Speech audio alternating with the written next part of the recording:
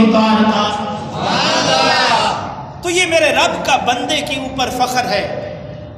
اگر ہم ہر حال میں، کاروبار میں، بازار میں، ملازمت میں، نوکری میں، آپس میں گفتگو میں، رشتہ داروں کے حقوق میں، حقوق اللہ میں ایسے ہو جائیں تو پھر کیسا مسلمان ہوگا؟ پھر کیسا مسلمان ہوگا؟ تو اس لیے اپنی پرانی غلطیوں کو دوبارہ ریپیٹ نہ کرو، ورنہ ہم نے ہر دور میں نے یاد ہو تو ایک پچھلے جمعہ میں شعر سنایا تھا آپ کو، یاد آ گیا نا؟ 4 بندوں کے حوالے کے ساتھ، انے کے ساتھ آ گیا یاد، اب سارا گانا شروع ہو گیا، انے کے ساتھ، عاشق کے ساتھ، مانگنے والے کے ساتھ اور عالم کے ساتھ۔ تو وہ شعر میرا یاد آ گیا آپ کو۔ ماحول کا اثر ہوتا ہے، ماحول کا انسان کے اوپر اثر ہوتا ہے، اور یہ ماحول ہمیں گمراہی کی طرف لے کے جاتا ہے۔ رمضان میں روزے کا ماحول بنتا ہے، آسانی کے ساتھ روزہ رکھ لیا جاتا ہے۔ یہی روزہ 11 مہینے جب بندہ رکھتا ہے تو کتنی تکلیف ہوتی ہے۔ تو اس لیے جو اللہ نے نعمتیں دی ہیں ان کی قدر کرو۔ رمضان ہے، اس کی قدر کرو، قرآن ہے، اس کی قدر کرو، علماء ہیں، ان کی قدر کرو، اچھے لیڈر ہیں، ان کی قدر کرو، اپنے ماضی کو نہ دوہراؤ۔ ہمارا ماضی بھی بڑا تابناک بھی ہے، شاندار بھی ہے، اور ہم نے ذلتیں بھی بڑی اٹھائی ہے۔ بتاؤ نا، میں نے عرض کیا جب امام اعظم ابو حنیفہ کا جنازہ اٹھا جا رہا تھا، اس کو غسل دیا جا رہا تھا، تو وقت کا قاضی اس کے جسم پہ لگے کوڑے کو دیکھ دیکھ کے روتا بھی تھا اور غسل بھی دیتا تھا۔ میرے امام کا جب جنازہ اٹھایا جا رہا تھا تو 4 بندے جنازہ اٹھانے والے تھے۔ یہ علیحدہ بات ہے، میرا رب عزتیں دینے والا ہے۔ جب جنازہ گاہ میں پہنچتا ہے تو 10,000 چیف جسٹس لیول کے بندے نماز جنازہ ادا کرتے ہیں۔ سبحان اللہ، یہ علیحدہ بات ہے، لیکن ہم نے کسر چھوڑی تو ہوئی۔ ہم نے اپنے بڑوں کے ساتھ سلوک تو بڑا اچھا کیا ہے۔ سکول والے لوگ بیٹھے، میں تمہارے مائنڈ کے مطابق بات کرتا ہوں۔ ساری دنیا جانتی ہے یعقوب الکندی، یہ تمہارا سائنسدان ہو گزرا ہے۔ کون؟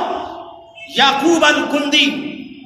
اس کو آخری وقت میں کوڑے مارے جا رہے تھے، مسجد کے پلر کے ساتھ یہ باندھا گیا، 60 سال کا بابا ذلیل کیا جا رہا ہے اور اس کے منہ پہ تھوکا جا رہا ہے۔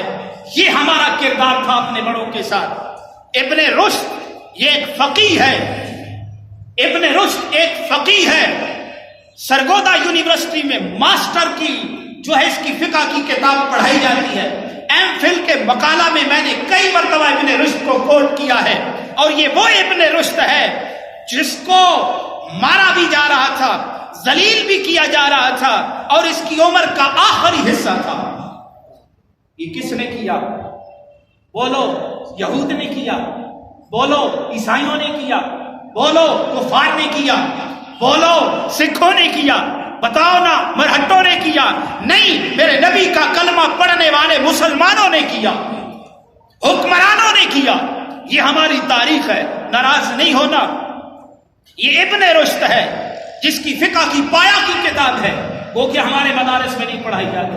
یہ علیحدہ ٹاپک ہے، لیکن یاد رکھنا، آگے چلو، جس کو وہ کیمیا والا کون ہے؟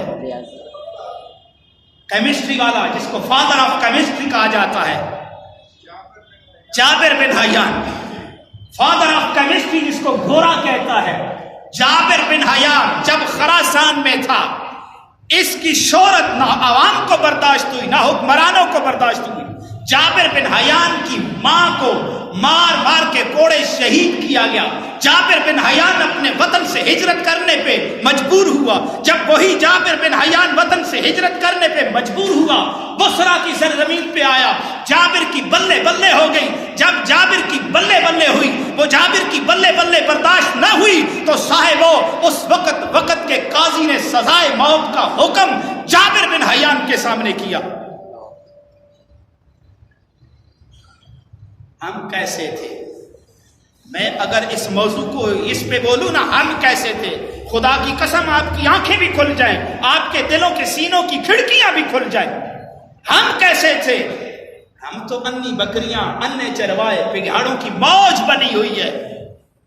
ہم تو ساری زندگی ٹوٹ بنتے رہے. آج بھی گورا ہمیں کہتا ہے یہ غلام ہے. غلام قوموں کا علم و عرفاں یہی ہے رمز آشکارا. ہم ایسے تو نہیں تھے. میں نے 2 جمعہ پہلے بیان کیا ہے، خدا کی قسم ہمارا 17 سالہ نوجوان جب کسی زمین پہ قدم رکھتا تو اس کے قدم سے سرزمین بھی حیا کرتی تھی. آج ہمیں کیا ہو گیا ہے؟ ہمیں کیا ہو گیا ہے؟ ہم اندھے تو نہیں تھے. اگر پیچھے چلے جاؤ تو میرے امام عمر کا کیا قصور تھا؟ اگر مزید آگے آئیں تو میرے امام عثمان غنی کا کیا قصور تھا؟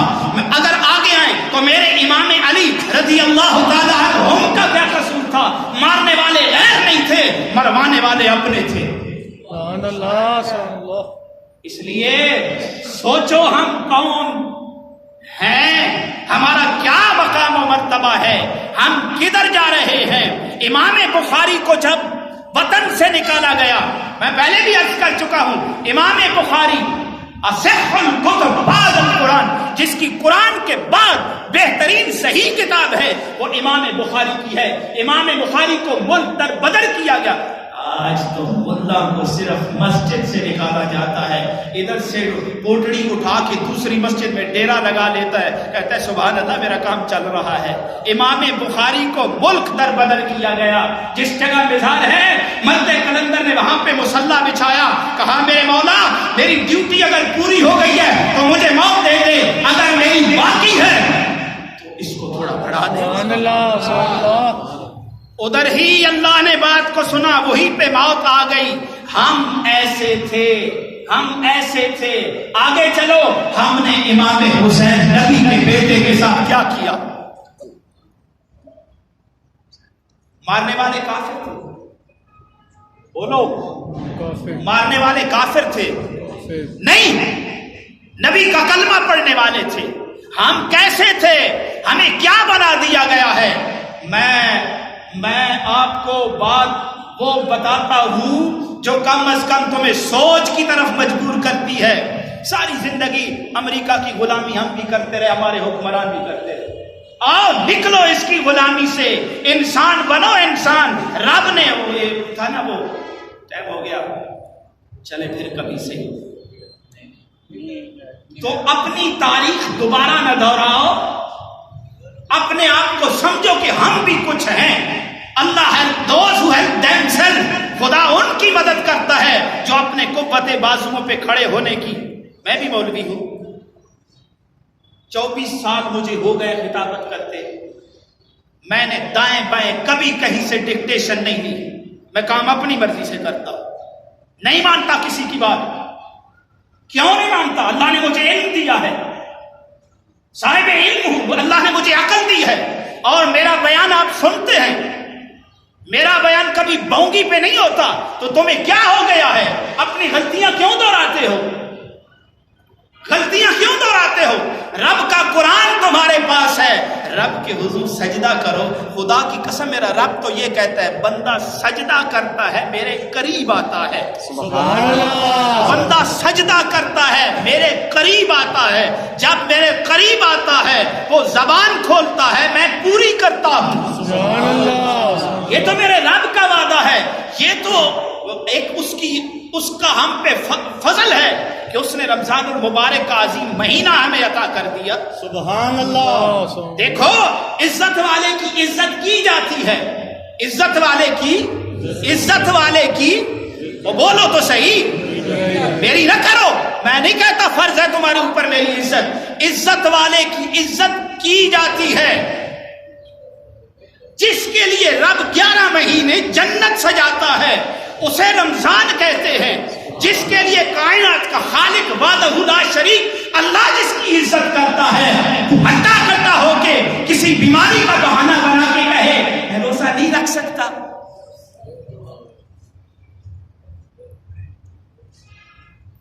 جب رب کہتا ہے میں سنتا ہوں، ہاتھ اٹھا تو صحیح نا. قسم اللہ کی 1 مہینہ میں اسپتال میں تھا اور میں نے کبھی روزہ چھوڑا نہیں. تو میرے ساتھ کئی ایسے مریض تھے جو دن کو تڑپ رہے ہوتے تھے، وہ روزہ رکھتے تھے. ڈاکٹر نے جب حالت کی، غلام صادق ملک فتح جنگ کا ڈاکٹر ہے، وہ کہتا تھا کوئی بات نہیں، ان کی ٹریٹمنٹ رات کو میں خود آ کے کروں گا. وہ جس مہینے سے بڑے منصب والا کو بھی حیا آتی ہے، بندہ حیا روزے کا کرے اس کا پھر میرا رب حیا کرواتا ہے. تو یہ تو وہ مہینہ ہے 11 مہینے جس کے لیے رب جنت کو سجاتا ہے. وہ رمضان ہے جس کی تیاری آمد کے لیے میرا نبی جشن مناتا ہے، اسے رمضان کہتے ہیں. وہ تحفہ میرا رب تجھے دے رہا ہے، وہ تحفہ میرا رب تجھے دے رہا ہے اور وہ آ رہا ہے. سنتے ہیں آپ علماء سے، میں مختصر کر کے چلتا ہوں. 2 بندے میرے نبی کے سامنے ایک دن میں کلمہ پڑھتے ہیں. ایک جہاد کرتے شہید ہو جاتا ہے، دوسرا 1 سال بعد آتا ہے. کسی کو خواب میں آتے ہیں تو فرمایا یا رسول اللہ وہ شہید ہے، میں اس کو جنت میں بعد میں دیکھتا ہوں، اس کو جنت میں پہلے دیکھتا ہوں. جو 1 سال بعد فوت ہوتا ہے، میرے نبی نے فرمایا اس نے رمضان کا مہینہ پایا ہے نا. سبحان اللہ. تو بدقسمت ہے جس نے رمضان المبارک کے مہینے کو پایا، اللہ کی جنت حاصل نہ کر سکا. یہ کسی غیرے کا قول نہیں، یہ میرے نبی کا فرمان ہے. وَلَن تَجِدَ لِسُنَّتِ اللَّهِ تَبْدِيلًا. جس کی بات، جس کی زبان سے نکلا ہوا کلمہ قانون رکھتا ہے، میرا رب مانتا ہے یہ قانون ہے، یہ اس نبی کا فرمان ہے. سبحان اللہ. وہ رمضان تو پھر آ گیا نا. ایسا ہی ہے جیسی کتابوں میں قرآن کو افضلیت ہے، جیسے انبیاء کو میرے نبی کو افضلیت حاصل ہے، جیسے کتابوں میں قرآن کو افضلیت ہے، دنوں میں جمعہ کو افضلیت ہے، اسی طرح مہینوں میں رمضان کو افضلیت ہے. جیسے صحابہ میں میرے ابو بکر کو افضلیت ہے، ایسے مہینوں میں رمضان کو افضلیت ہے. سن، جب میرے نبی اس دنیا سے گئے اور جبرائیل کا آنا بند ہو گیا ہے، جبرائیل انبیاء پہ آتا تھا، اللہ کا پیغام لاتا تھا. جب نبی گئے پیغام ختم ہو گیا. اب جب رمضان کا مہینہ آتا ہے، جبرائیل بھی زمین پہ دوبارہ آتا ہے. اس وقت نبی پہ پیغام لاتا تھا، آج تیرے اوپر اللہ کا سلام لاتا ہے. سبحان اللہ. سبحان اللہ. یہ تو وہ مہینہ ہے. زمانے کا کتنا بدقسمت انسان ہے جو رمضان کے روزے نہ رکھے اور رمضان کو پائے اور اپنے رب کو راضی نہ کر سکے. تو صاحبو سوچنا چاہیے. 4 کتابیں رمضان میں نازل ہوئیں، 4 کتابیں رمضان میں نازل ہوئیں. صحف موسیٰ اور صحف ابراہیم رمضان میں نازل ہوئی. سب سے بڑی بات کہ قرآن بھی رمضان میں. سبحان اللہ. میں تو نہیں کہہ رہا، میری بات تو نہیں ہے، اللہ کا فرمان ہے. شہر رمضان الذی انزل فیہ القرآن سبحان اللہ هدی للناس وبینات من الہدی والفرقان فمن شہد منکم الشہر فلیصم ومن کان مریضا او علی سفر فعدۃ من ایام اخر یرید اللہ بکم اليسر ولا یرید بکم العسر ولتكملوا العدة ولتكبروا الله على ما هداكم ولعلكم تشكرون. سبحان اللہ. سبحان اللہ. میرا نبی کہہ رہا ہے قد اظلکم شہر عظیم مبارک. رسول اللہ کا فرمان ہے نا، بہت بڑا مہینہ آ رہا ہے. تیرا رب بھی یہی کہہ رہا ہے شہر رمضان الذی انزل فیہ القرآن. سبحان اللہ. اس مہینے میں ہم نے قرآن کو نازل کیا ہے، قرآن کو نازل کیا. قرآن کوئی معمولی کتاب نہیں. خدا کی قسم سارے دنیا کے سائنسدان اکٹھے کر لو، وہ اسی نقطے کے اوپر آئیں گے جو جو بات میرے رب ذوالجلال کی بات. اس لیے تجھے تو اتنا یقین ہونا چاہیے, اتنا یقین آ جائے قرآن کے اوپر, جتنا روزے کی حالت میں تجھے پیاس بھی لگی ہوئی ہے, تجھے بھوک بھی لگی ہوئی ہے, لیکن اللہ کے ڈر کی خاطر تو پانی کا ایک گھونٹ نہیں پیتا. اگر غیر رمضان کی حالت آ جائے, میں قسم اٹھا کے کہتا ہوں, پھر یہ دنیا بھی مسلمانوں کی ہے, قبر بھی مسلمانوں کی ہے, جنت بھی مسلمانوں کی ہے, حشر کا میدان بھی تمہارا ہے. سبحان اللہ. صرف ہمیں اپنا آپ دکھانا پڑے, ہمیں اپنا آپ دکھانا پڑے, اپنی طاقت کا سکہ بنوانا پڑے. مسلمان ہو نا, رب کہہ رہے ہو والذی خلق لکم ما فی الارض جمیعا, سارا کچھ تیرے لیے ہے, تو فقط میری یادوں کے لیے ہے. سبحان اللہ. تو رمضان ایسے گزارو جیسے گزارنے کا حق ہے. اس لیے بہترین افضل ترین کتاب مسلمان کو پڑھنا نہ آئے تو بڑے شرم کی بات ہے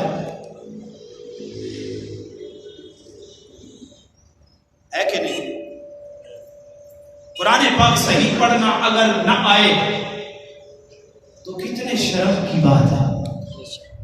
اس قرآن کے لیے میرا اعلان سن لیں. ویسے میں نے جو